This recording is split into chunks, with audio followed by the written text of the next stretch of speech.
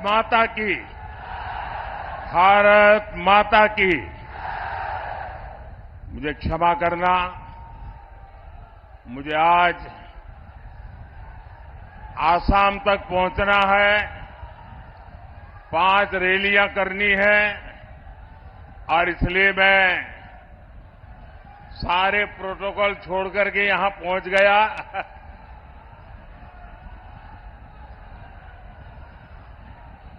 विश्वविख्यात ज्ञान और मोक्ष के पवित्र नगरी गया जी के हम प्रणाम कर ही भगवान विष्णु, भगवान बुद्ध के इस तपस्थली के हम नमन करिए। ये वो धरती है जिसने मगध का ऐश्वर्य देखा है, जिसने बिहार का वैभव देखा है। संयोग से आज जब मैं गया जी आया हूं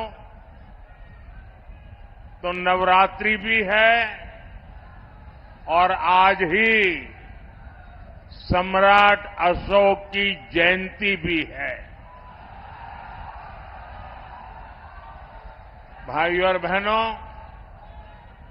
सदियों बाद आज एक बार फिर भारत और बिहार अपने उस प्राचीन गौरव को लौटाने के लिए आगे बढ़ रहा है। ये चुनाव विकसित भारत, विकसित बिहार के उसी संकल्प का चुनाव है। गया की धरती पर उमड़ा ये जन सैलाब, ये अपार जन समर्थन, आपका ये उत्साह साफ बता रहा है कि फिर एक बार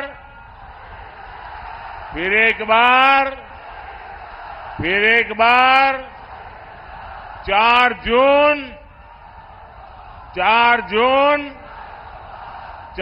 जून गया। और मैं अभी यहां जब आ रहा था एयरपोर्ट से, लोग पैदल यहां तक पहुंचने के लिए चल रहे हैं। हो सकता है मेरा भाषण पूरा होने तक वो पहुंच पाएंगे कि नहीं। बहुत बड़ी मात्रा में लोग हाथ में झंडे लेकर के चल रहे हैं। ये प्यार, ये आशीर्वाद मैं कभी भी भूल नहीं सकता हूं जी।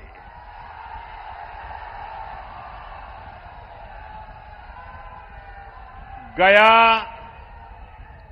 और औरंगाबाद ने आज घोषणा कर दी है। कल मैं तमिलनाडु में था, जो बात मैं तमिलनाडु में सुन रहा था, परसों मैं कर्नाटका में था, जो बात मैं कर्नाटका में सुन रहा था, वो आज मैं गया और औरंगाबाद में सुन रहा हूं। फिर एक बार साथियों, अभी 2 दिन पहले बीजेपी ने अपना संकल्प पत्र जारी किया है। ऐसा पहली बार है जब किसी पार्टी के संकल्प पत्र को गारंटी कार्ड बोला जा रहा है, क्योंकि 10 वर्षों में सबने देखा है मोदी की गारंटी यानी गारंटी पूरी होने की गारंटी। साथियों, मोदी गरीब घर से निकलकर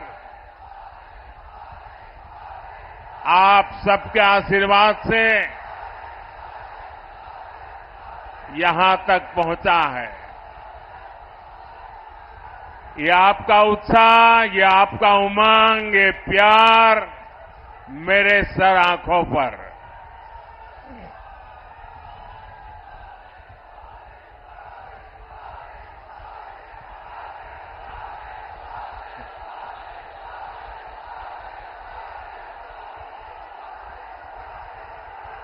मैं आपका ये प्यार जीवन भर मेरे कानों में गूंजता रहेगा।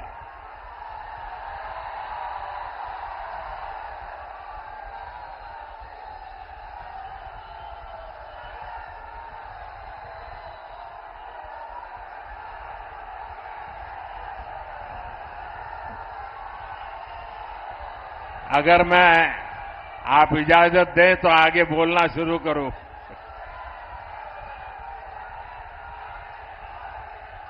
ये ऊर्जा बचाए रखिए, 4 जून को भी जरूरत पड़ेगी।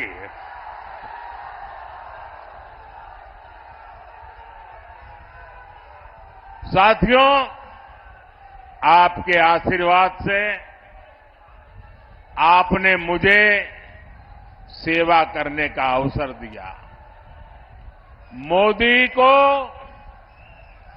देश के संविधान ने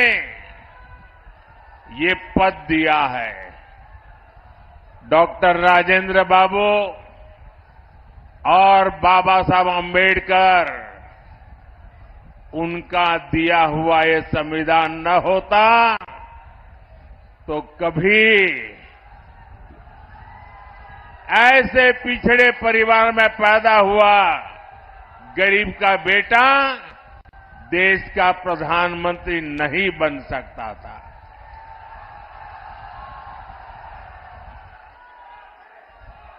भाइयों बहनों, हमारा देश विविधताओं से भरा हुआ है। अनेक आप बैठिए भाई, प्लीज। आप जरा ज्यादा कर रहे हैं, बैठिए।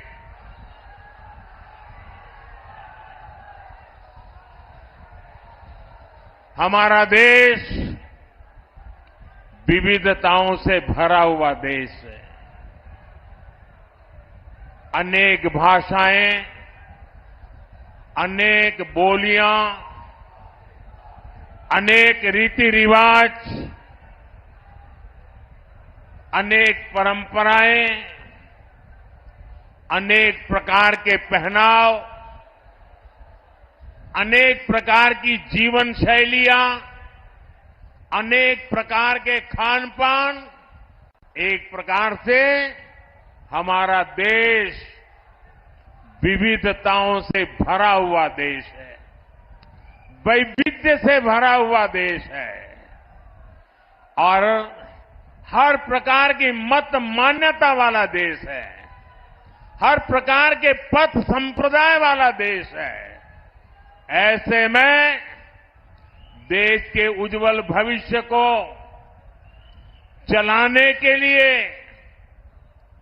नियमों के अंतर्गत आगे बढ़ाने के लिए हमारे पास एक ही पवित्र व्यवस्था, हमारा संविधान है। हमारा संविधान हम सबके लिए एक पवित्र है। संविधान निर्माताओं का सपना था कि भारत समृद्ध बने, लेकिन दशकों तक देश पर राज करने वाली कांग्रेस ने मौका गंवा दिया, देश का समय गंवा दिया। 25 करोड़ देशवासियों को गरीबी से बाहर निकाला है आपके सेवक ने, मोदी ने। दशकों तक गरीबों को रोटी, मकान के सपने दिखाए कांग्रेस और उसके साथियों ने 4 करोड़ गरीबों को पक्के मकान दिए एनडीए सरकार ने। हमारे साथी जीतन राम मांझी जी भी यहां बैठे हैं, वो साक्षी हैं कि कैसे दलित, वंचित, पिछड़ा के नाम पर कांग्रेस और आरजेडी ने सिर्फ अपना राजनीतिक स्वार्थ साधा। दलितों, वंचितों, पिछड़ों को अधिकार और सम्मानपूर्ण जीवन एनडीए ने दिया है। साथियों, अब अगले 5 वर्षों के लिए मोदी का गारंटी कार्ड अपडेट हो गया है। गरीबों के लिए 3 करोड़ पक्के घर बनाए जाएंगे। ये मोदी की गारंटी है। गरीबों को अगले 5 साल तक मुफ्त राशन मिलेगा। ये मोदी की गारंटी है। 70 वर्ष की आयु से ऊपर के हर बुजुर्ग को 5 लाख रुपए तक का मुफ्त इलाज मिलेगा। ये मोदी की गारंटी है। किसान सम्मान निधि आगे भी जारी रहेगी। ये मोदी की गारंटी है। बीजेपी के संकल्प पत्र में समाज के हर वर्ग, हर क्षेत्र के लिए विकास का ठोस रोड मैप बनाया गया है। यहां डोभी क्षेत्र की तस्वीर भी औद्योगिक कॉरिडोर से बदलने वाली है।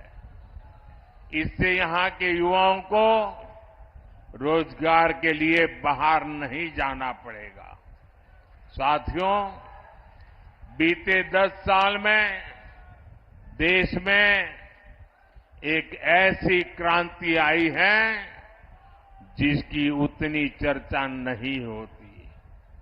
ये क्रांति देश के महिला स्वयं सहायता समूह द्वारा की गई है। पिछले 10 साल में 10 करोड़ महिलाएं सेल्फ हेल्प ग्रुप से जुड़ी है। बिहार में भी 1.25 करोड़ बहनें इस मुहिम से जुड़ी है। अरे हमारे गया जी में भी 5.25 लाख बहनें इन समूहों से जुड़ी है। जब कांग्रेस की सरकार थी तो महिला स्वयं सहायता समूहों को बिहार में 150 करोड़ रुपए से भी कम मदद दी जाती थी। एनडीए सरकार के 10 साल में इन्हीं महिला समूहों को 40,000 करोड़ रुपए से ज्यादा दिए गए हैं। इसी प्रयास से अकेले बिहार में 12 लाख से ज्यादा महिलाएं लखपति दीदी बनी है। अब मोदी ने देश की 3 करोड़ महिलाओं को लखपति दीदी बनाने का अभियान शुरू किया है। इसका बहुत बड़ा लाभ बिहार की महिलाओं को होगा। साथियों, हमारे एजेंडे में विकास भी है और विरासत भी है। यहां नॉर्थ कोयल प्रोजेक्ट कितने लंबे अरसे से लटका हुआ था, ये आप भी जानते हैं। ये एनडीए सरकार है जो इसे पटरी पर लाई है। इस प्रोजेक्ट के पूरा होने से गया और औरंगाबाद के किसानों को सिंचाई की बहुत बड़ी सुविधा मिलेगी। हमारी ही सरकार में प्रसाद योजना के तहत देश के 12 प्राचीन ऐतिहासिक धरोहरों में गया जी को भी शामिल किया गया है।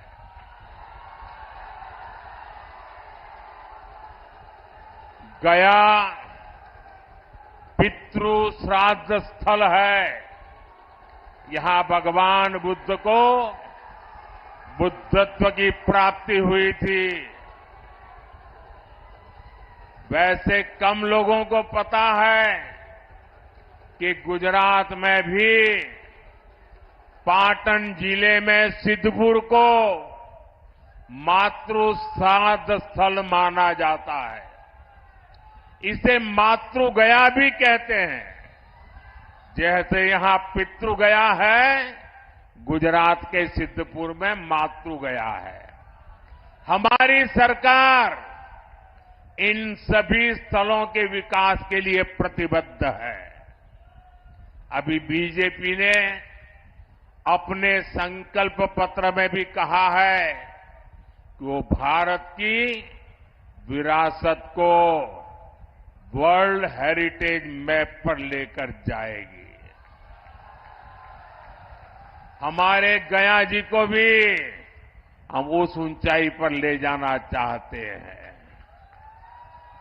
और इससे बड़ी संख्या में ग्लोबल टूरिस्ट भारत आएंगे और इसका लाभ इन सभी क्षेत्रों को होगा। साथियों, आकांक्षी जिला कार्यक्रम के तहत गया का तेजी से विकास सुनिश्चित किया गया है। अमृत स्टेशन योजना के तहत गया स्टेशन का कायाकल्प किया जा रहा है। विकास का ये स्केल, विकास की ये रफ्तार, इतने सारे काम हुए, आपके उत्साह में भी नजर आ रहा है कि मोदी सरकार ने कितने काम किए हैं। लेकिन साथियों, मैं जो संकल्प लेकर के चला हूं, मैं जो सपने देखता हूं और दुनिया में भारत का जो स्थान मेरे मन में है, उस हिसाब से तो इतना सारा करने के बाद भी मैं तो यही कहता हूं, ये तो ट्रेलर है, ट्रेलर।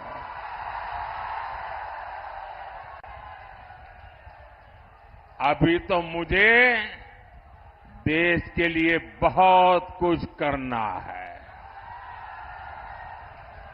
बिहार के लिए बहुत कुछ करना है। साथियों, बिहार के लोग जानते हैं, ये चुनाव दल का नहीं, देश का चुनाव है।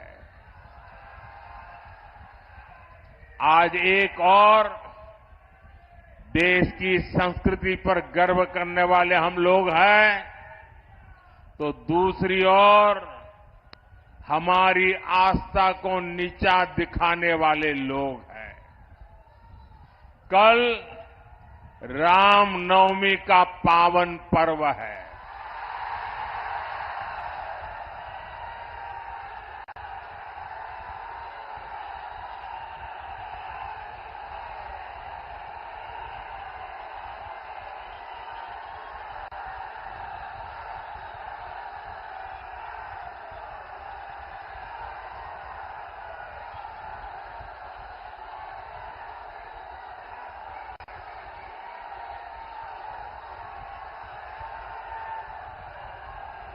बोलो सियावर रामचंद्र की।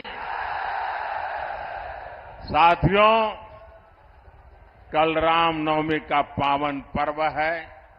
सूर्य की किरणें कल अयोध्या में रामलला के मस्तक का विशेष अभिषेक करेंगी।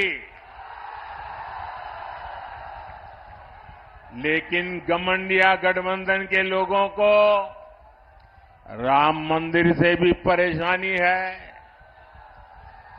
जो लोग कभी भगवान राम के अस्तित्व पर सवाल उठाते थे, वो आज राम मंदिर पर कैसी कैसी भाषा बोल रहे हैं। एक समुदाय के तुष्टीकरण के लिए इन लोगों ने प्राण प्रतिष्ठा कार्यक्रम का निमंत्रण ठुकरा दिया।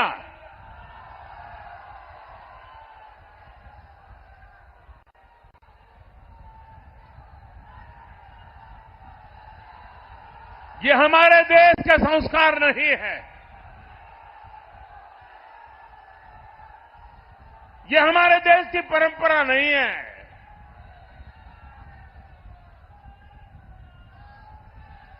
इस गमंडिया गठबंधन के एक नेता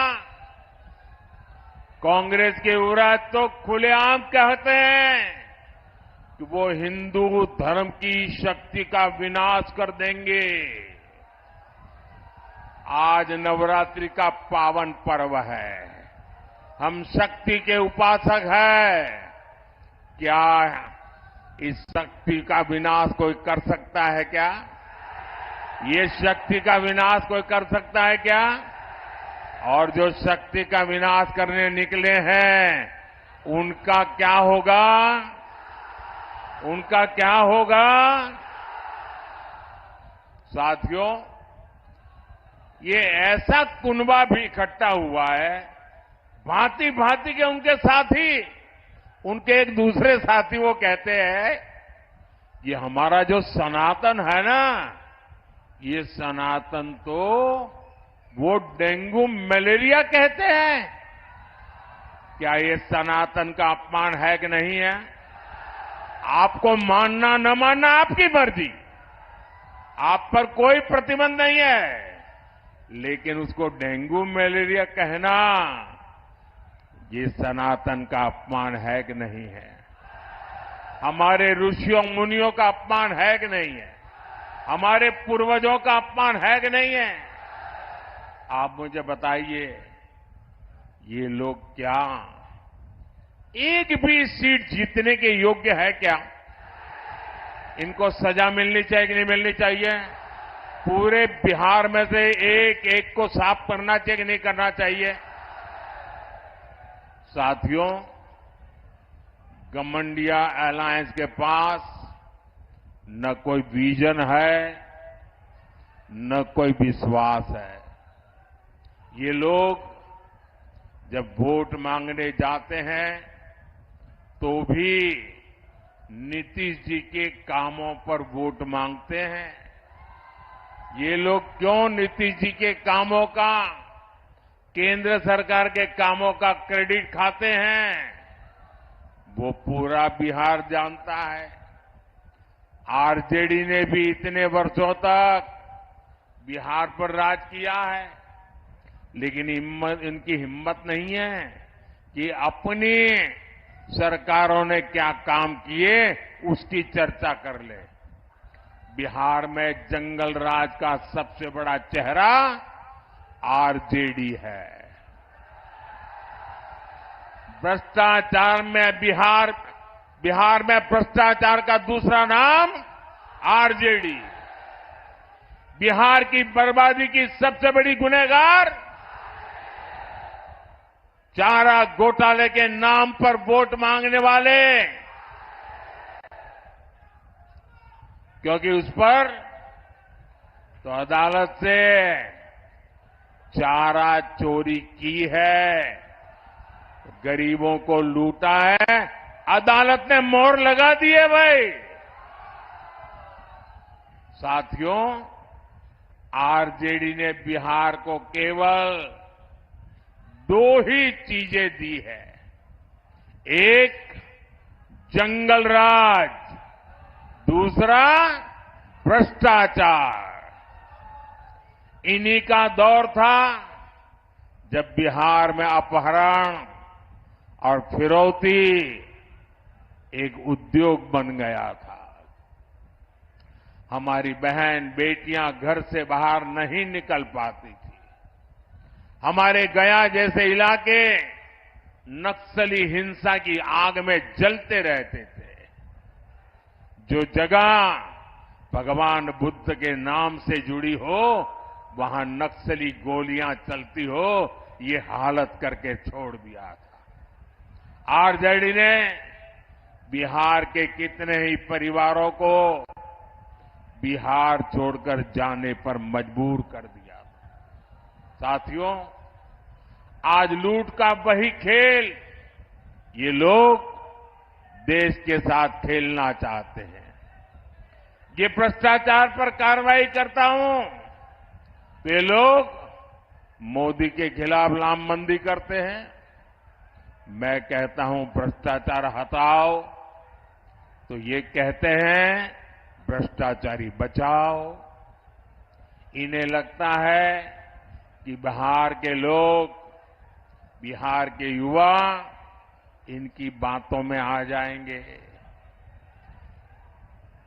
स्मार्टफोन के जमाने में बिहार के युवा, हमारे स्मार्ट युवा कभी जंगल राज वालों के साथ नहीं जाएंगे।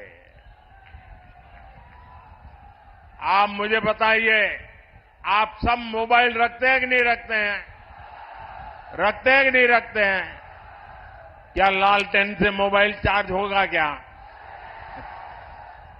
ना लालटेन से मोबाइल भी चार्ज हो सकता है क्या? ये लालटेन के जमाने वाले लोग आपको आधुनिक युग में नहीं जाने देंगे दोस्तों।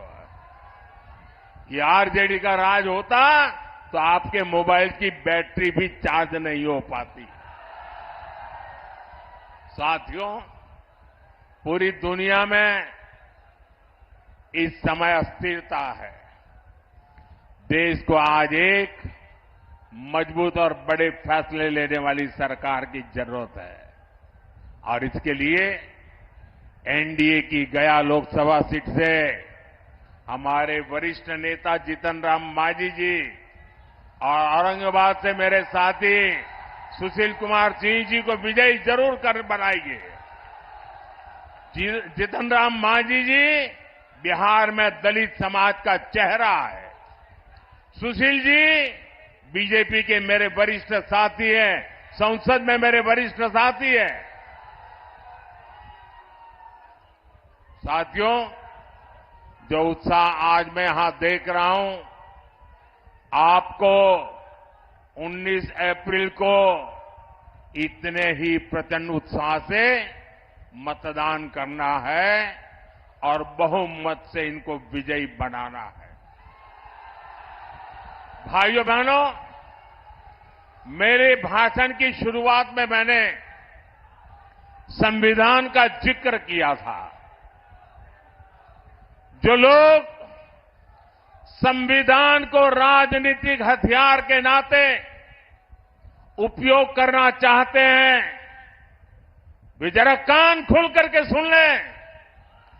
पिछले 3 दशक से आपने लोगों को डराए रखने के लिए, लोगों को भयभीत रखने के लिए भांति भांति की विकृत नैरेटिव्स, विकृत कथाएं प्रचलित की है।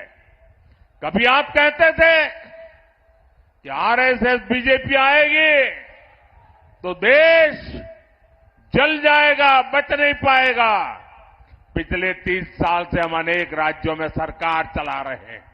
अटल जी के समय से हम देश की सत्ता से साथ आते जाते रहे हैं, लेकिन इस देश को सबसे ज्यादा शांति का समय हमारे कालखंड में मिला है।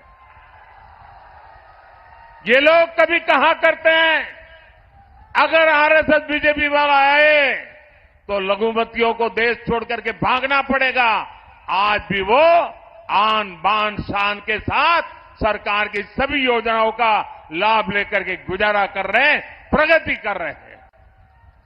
पहले कहते रहते थे कि लोग पुराणपंथी है, ये प्रगतिशील लोग नहीं है। हमने दिखा दिया चंद्रयान पर जाने की ताकत किसमें है। वैसे ही अब वो पिछले 25-30 साल से एक पुरानी रिकॉर्ड घुमा रहे हैं। जब भी बीजेपी आगे बढ़ती है तो संविधान का राजनीतिक शस्त्र के लिए उपयोग करते हैं और झूठ फैलाते हैं, संविधान बदल देंगे, संविधान बदल देंगे। भाइयों बहनों, लिख के रखिए, मोदी तो क्या, बीजेपी तो क्या, स्वयं बाबा साहब आंबेडकर भी इस संविधान को नहीं बदल सकते हैं। और इसलिए झूठ फैलाना बंद करो। और भाइयों बहनों, इनको पता होना चाहिए, ये जो संविधान सभा थी, डॉक्टर राजेंद्र बाबू नेतृत्व करते थे। बाबा साहब आंबेडकर का दिल, दिमाग और कलम उसको शब्दों में डाल रहा था और देश के गणमान्य लोग अनेक महीनों तक बैठ करके विचार विमर्श करके देश की भावनाओं को समझ करके, देश की सामाजिक परिस्थितियों को समझ करके हमारे संविधान का निर्माण किया है। और जो लोग सनातन को गाली देते हैं ना, वो भी कान खोल करके सुन लो। ये जो संविधान इतना महान बना है, ये जो संविधान हमें देश को आगे ले जाने की ताकत देता है, इस संविधान को बनाने के लिए जो संविधान सभा थी, उसमें 80-90% से भी ज्यादा, 80-90% से भी ज्यादा सबके सब सनातनी थे। और उन सनातनियों ने इतना उत्तम संविधान बनाने में बाबा साहब आंबेडकर का साथ दिया है। और इसलिए हकीकत तो यह है कि देश की आजादी के बाद संविधान को राजनीति का हथियार नहीं, संविधान को श्रद्धा के रूप में जन मन में प्रस्थापित करना चाहिए था। और हमारा देश ऐसा है जो रामायण में आस्था रखता है, महाभारत में आस्था रखता है, गीता में आस्था रखता है, वो आज के युग में संविधान के प्रति भी उतनी ही आस्था रखता। लेकिन आपने संविधान का राजनीतिकरण करने की कोशिश की है। हमने संविधान के प्रति आस्था पैदा करने के लिए लगातार कोशिश की है। जब पार्लियामेंट में मैं ये प्रस्ताव लेकर के आया कि हमने देश में संविधान दिवस मनाना चाहिए, तब कांग्रेस पार्टी के नेता श्रीमान खरगे जी ने पार्लियामेंट में उसका विरोध किया था। उन्होंने कहा था, अरे 26 जनवरी तो है, संविधान दिवस की क्या जरूरत है। उनको ये समझ नहीं आया कि भारत के संविधान के प्रति निरंतर श्रद्धा पैदा करते रहना चाहिए, संस्कार बनना चाहिए। हमने संविधान दिवस को हर स्कूल में बच्चों के सामने संविधान का पाठ हो, प्रियम्बल का पाठ हो, वचनबद्धता आए, इसके लिए परंपरा प्रारंभ की है। और आज भी संविधान दिवस पर सुप्रीम कोर्ट 2 दिन का सेमिनार करती है, पार्लियामेंट में चर्चा होती है। इतना ही नहीं, संविधान को 75 साल हो रहे हैं। संविधान के 75 साल मनाने का सबसे बड़ा कार्यक्रम हमने प्रारंभ किया है।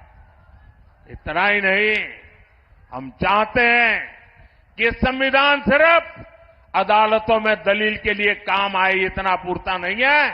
संविधान हमारे जीवन को, हमारे संस्कारों को, हमारी भावनाओं को नई ताकत देने वाला संविधान वो ताकत है जिसको हमें दिलों तक पहुंचाना है।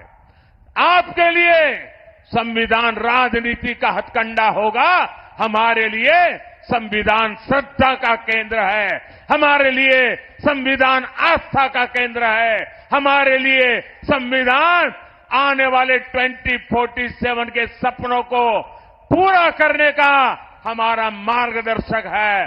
और उसको लेकर के हम स्वतः आजाद भारत को विकसित भारत की ऊंचाई तक ले जाने का संकल्प लेकर के चल रहे हैं। और इसलिए भाइयों बहनों, भारत के संविधान को इस प्रकार से गली मोहल्ले में ठोकरें मारने वालों लोगों को भारत के सार्वजनिक जीवन में कोई जगह नहीं है। अगर सामाजिक न्याय लाने की ताकत है तो हमारे संविधान में है। बिन सांप्रदाय की सच्ची भावना को उजागर करने की ताकत है तो हमारे संविधान में है। और हम बड़ी श्रद्धा के साथ, इतना ही नहीं, बाबा साहब आंबेडकर को जो सम्मान हमने दिया है, आपको बोलने का अधिकार तक नहीं है। बाबा साहब आंबेडकर के जन्म से लेकर के जिन 5 महत्वपूर्ण स्थान पर बाबा साहब जी के जीवन का टर्निंग पॉइंट रहा है, उसको पंच तीर्थ बनाने का काम हमने किया है। और इसलिए भाइयों बहनों, इन लोगों को जान के समझ करके ये झूठी बातें बताने वालों को हमेशा हमेशा के लिए चुप करना बहुत जरूरी है। और इस बार आपका वोट हमेशा के लिए उनको चुप कर देगा, ये मैं आपको विश्वास दिलाता।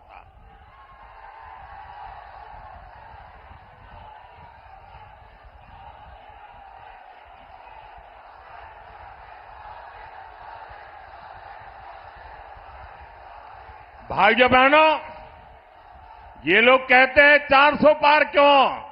मैं बताता हूं 400 पार क्यों। देश की जनता ने तय किया है 400 पार, क्योंकि देश की जनता 2047 में हिंदुस्तान को विकसित देना चाहती है।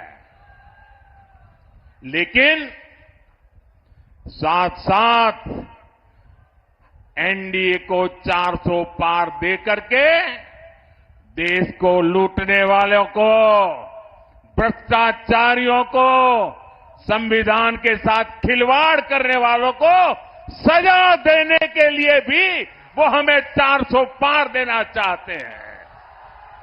ये चुनाव एनडीए को जिताने का भी है। ये चुनाव देश में तबाही करने की आदत रखने वालों को सजा देने का है। और इसलिए हिसाब 400 के पार जाने वाला है। भाइयों बहनों, 19 अप्रैल को गर्मी कितनी क्यों न हो, हमें सुबह सुबह मतदान करना है, ज्यादा से ज्यादा मतदान करना है। करोगे? हमें हर मतदाता को मिलना है, मिलोगे? हमें हर पोलिंग बूथ जीतना है, जीतोगे? मेरा एक काम करोगे? ये जीतन राम मांझी का काम नहीं है, मेरा है, करोगे? घर घर जाना और लोगों को कहना कि मोदी जी आए थे और मोदी जी ने अपना प्रणाम भेजा है। मेरा प्रणाम पहुंचा दोगे? मेरा प्रणाम पहुंचा दोगे? बहुत बहुत धन्यवाद।